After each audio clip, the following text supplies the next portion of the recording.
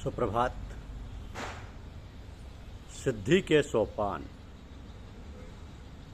ये हमारी आज की आध्यात्मिक चर्चा का विषय। सिद्धि के सोपान। सिद्धि का प्रथम सोपान है मनुष्यत्व। मनुष्यत्व, फिर देवत्व, देवत्व से ईश्वरत्व, तत्पश्चात ब्रह्मत्व और फिर परब्रह्म की प्राप्ति। तो मनुष्य का प्रथम सोपान है मनुष्यत्व, और ये श्रृंखला मनुष्यत्व से देवत्व, देवत्व से ईश्वरत्व, तत्पश्चात ब्रह्मत्व और फिर पर ब्रह्म की प्राप्ति तक चलती है। तो मनुष्य को मनुष्यत्व प्राप्त करने के लिए, पूर्ण मनुष्य बनने के लिए आवश्यक है कि वह सत्यनिष्ठ बने। इसके लिए उसे मन, वचन व कर्म से सत्य का पालन करना चाहिए। हमारे सद्विचार हैं, सद्भावना हो, सत्य संकल्प हो, हम वाणी से सत्य वचन बोलें, जैसी बात सुनी हो वैसी, देखी हो पढ़ी हो वैसी ही बोलें, तो उनमें तनिक भी अपनी ओर से मिलावट ना हो। आध्यात्म पथ के पथिक के लिए सत्य की साधना अत्यंत आवश्यक है। इसमें ना कहीं आना, ना कहीं जाना और ना किसी से पूछना है, केवल सत्य का प्रयोग करना। जो भी वाणी इस प्रकार सत्य का अनुसरण करता है, जो भी प्राणी इस प्रकार सत्य का अनुसरण करता है, वो वाणी से जो भी बोलता है वो सदा सर्वदा सच ही होता है, क्योंकि उसके अंतर में सत्य के सिवा और कोई कल्पना, कोई स्फुरना होती नहीं। अतः निश्चित है कि उसके मुख से जो भी बात निकलेगी वो सत्य ही होगी। इसके लिए यह भी आवश्यक है कि सत्यम ब्रूयात प्रियम ब्रूयात, माँ ब्रूयात सत्यम प्रियम। अर्थात हम सत्य बोले, प्रिय बोले, परंतु अप्रिय लगने वाला सत्य ना बोले। हमें ऐसा सत्य ना बोलें जिसमें किसी का बुरा लगे। इसी कारण से शास्त्रों में सत्य से प्रथम अहिंसा पर बल किया गया। हिंसा केवल मारने काटने को ही नहीं कहती, अपितु किसी को ऐसी बात कहना जिससे उसका मन दुखी हो, उसको कष्ट पहुंचे, ये भी हिंसा है। प्राय लोग कहा करते हैं कि बिना असत्य का प्रयोग किए हुए, अर्थात बिना झूठ बोले, सांसारिक काम काज ठीक प्रकार से नहीं चल सकते, विशेष रूप से व्यापार और दुकानदारी इत्यादि। किंतु ये बात बिल्कुल निराधार है। जो लोग व्यापार या दुकानदारी करते हैं और सत्य बोलते हैं, एक बात कहते हैं, तोल मोल नहीं करते हैं, उनको प्रारंभ में भले ही कठिनाई प्रतीत होती,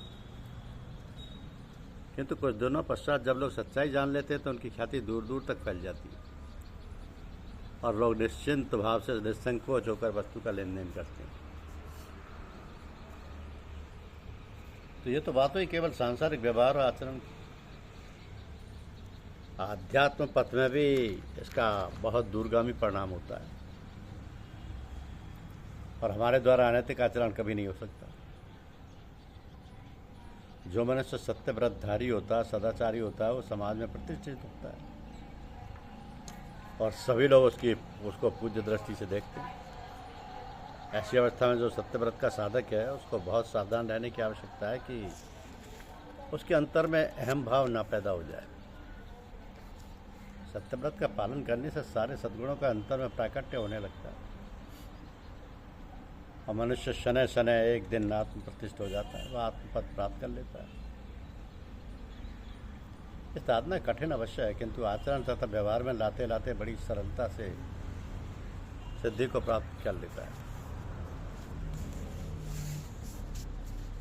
लोग धर्म की चर्चा करते हैं और धर्म के विषय में लोगों के अंदर भिन्न भिन्न प्रकार की धारणाएं, परंतु बहुत कम लोग हैं जो धर्म को समझते हैं कि धर्म क्या है।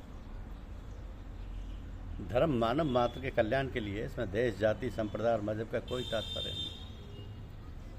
धर्म पर चलने से मनुष्य का शरीर, मन और आत्मा का विकास होता है। कोई ईश्वर, परमेश्वर, आत्मा को माने या ना माने, किंतु उसके लिए भी धर्म का पालन अनिवार्य है। आप सोचें, समझें और धैर्यपूर्वक विचार करें, मनन करें और उस पर अमल करें। व्यावहारिक जीवन में उसे उतारें, अमल में लाएं, फिर देखें कि क्या प्रभाव पड़ता है आपके दिल, दिमाग और शरीर पर। धर्म के माने जो धारण किया जाए। क्या धर्म कोई वस्त्र है जो धारण किया जाए या पहना जाए? धारण करने का तात्पर्य है उसको अपने जीवन में उतारना, व्यवहार में लाना, उस पर अमल करना, अपनी रहनी सहनी और कथनी को उसके अनुसार ढालना, बनाना। तो सब सुनिए। सुनिए कि धारण करने के लिए क्या है कि धृति, क्षमा, दमोस्तेस्य, शौचमिंद्रिय निग्रह, धीर विद्या, सत्यम क्रोधो, दशकम धर्म लक्षण। तो धर्म के 10 लक्षण बताएंगे। मतलब है कि इन 10 बातों को अपने विचार आचार में लाना है, उन पर अमल करना, अपने जीवन को उसी प्रकार बनाना। धृति माने धैर्य के मनुष्य को अपने व्यावहारिक जीवन में धैर्य से काम लेना है। किसी काम में जल्दबाजी न करके खूब सोच समझकर विचारपूर्वक काम करना चाहिए। अंग्रेजी में एक मसला है कि look before you leave, think before you speak. दूसरा, क्षमा माने माफ़ करना। किसी से कोई अनुचित काम हो जाए, गलती हो जाए तो उसको माफ़ कीजिए। आप में कितनी क्षमता होनी चाहिए कि किसी से कोई काम बिगड़ जाए उसको माफ़ कर दें, क्योंकि आप में ऐसी शक्ति है। तीसरा, दम, अपनी इंद्रियों का दमन करना, उन पर अनुशासन करना। चौथा, अस्ते माने चोरी न करना, किसी की चीज़ में से उसकी अनुमति के बिना ना लेना। यदि बिना आज्ञा, बिना पूछे लेंगे तो चोरी कहा जाएगा। 5वां, शौच माने शरीर और मन की शुद्धता। स्नान करके स्वस्थ पवित्र वस्त्र पहनना शरीर की शुद्धि है। मन से सत्य बोलना, छल कपट रहित रहना, ये मन की शुद्धि है। छठा, इंद्रिय निग्रह, अर्थात अपनी इंद्रियों पर अधिकार रखना, बस में रखना। इंद्रियां 10 हैं, 5 ज्ञानेंद्रिय, 5 कर्मेंद्रिय।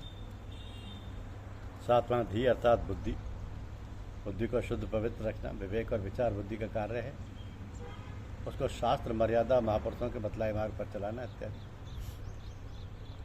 8वां, विद्या, शास्त्रीय धर्म की बातों का ज्ञान होना, व्यावहारिक जीवन का ज्ञान है, उस पर चलना। 9वां लक्षण है सत्य, जो सुना, देखा, पढ़ाया, जाना, समझा है उसको वैसा ही कह देना सत्य है। कोई बात नहीं, कोई बात बिना बनावट कह देना सत्य है। तो धर्म का अंतिम और 10वां पड़ाव है, लक्षण है अक्रोध, अर्थात क्रोध ना करना, गुस्सा ना करना। लड़के, बच्चे अपने से छोटे कोई कार्य बिगाड़ दें या गलती करें तो उनको क्षमा कर देना, गुस्सा ना करना। इस प्रकार ये धर्म के 10 लक्षण हैं। इन पर चलकर मनुष्य अपना तथा परिवार, समाज, देश और संसार तथा प्राणी मात्र का कल्याण कर सकता है।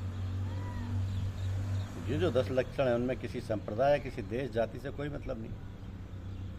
ये तो सभी बातें व्यावहारिक जीवन में लाने की हैं, उस पर अमल करने की हैं, जिससे मनुष्य मात्र सब प्रकार से उन्नति करता हुआ अपने जीवन को उच्च बना सकता है और प्राणी मात्र से प्रेम दया का व्यवहार करते हुए जीवन को सार्वभौम बना सकता है। और जो भक्त हैं, आस्तिक हैं, वो और जो नास्तिक हैं वो भी इन पर अमल कर सकते हैं। इस प्रकार ये धर्म धारण करने के योग्य एक विशिष्ट प्रकार का कलात्मक प्रयोग है, जो जीवन की गतिविधियों को मर्यादित करते हुए जीवन को सफल बना सकता है। धन्यवाद। वीडियो को लाइक और सब्सक्राइब अवश्य करें। शुक्रिया।